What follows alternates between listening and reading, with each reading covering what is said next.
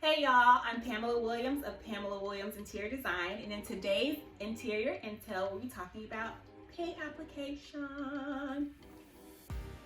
So, if you didn't already know this, paint is one of the easiest and most economical ways to add color and character to your space. And I want to tell you a few things that you probably should consider every time you go out and pick out that next bucket of paint.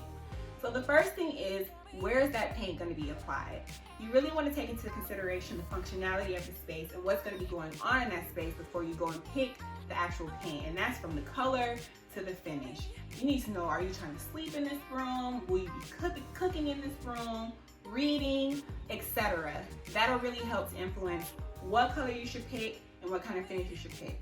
Also, wayfinding. Now, wayfinding sometimes more so applies to like a small office or a business, because wayfinding is what you use to help send your clients or your guests into a certain directional flow.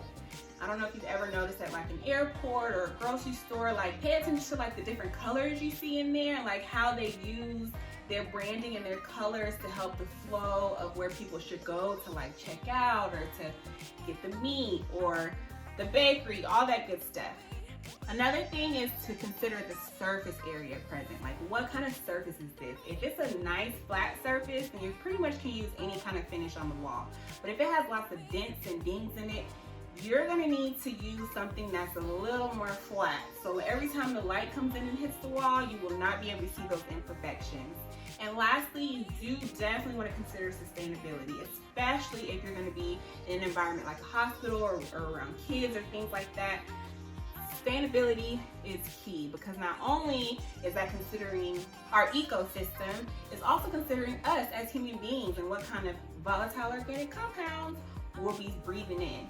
So all those things are important.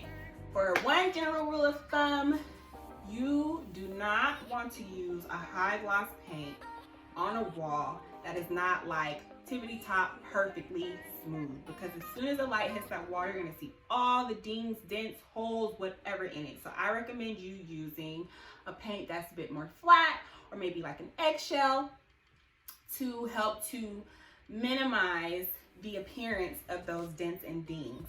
Second rule of thumb is, if you're gonna paint an area that's like high traffic and you need a lot of durability and ease of cleaning the area or the wall, you want to use something that's satin or semi-gloss. So usually I recommend my clients use satin or semi-gloss in their bathrooms or in the kitchen, because those areas have a lot of high traffic and the walls are constantly getting dirty, and you want to be able to clean those walls effectively and efficiently without ruining your paint.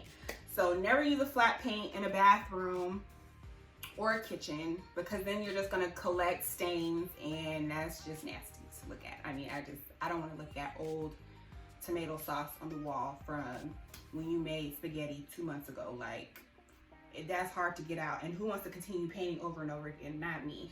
So with that being said, now you have a lot of new considerations to think about when you're going to pick out your new paint.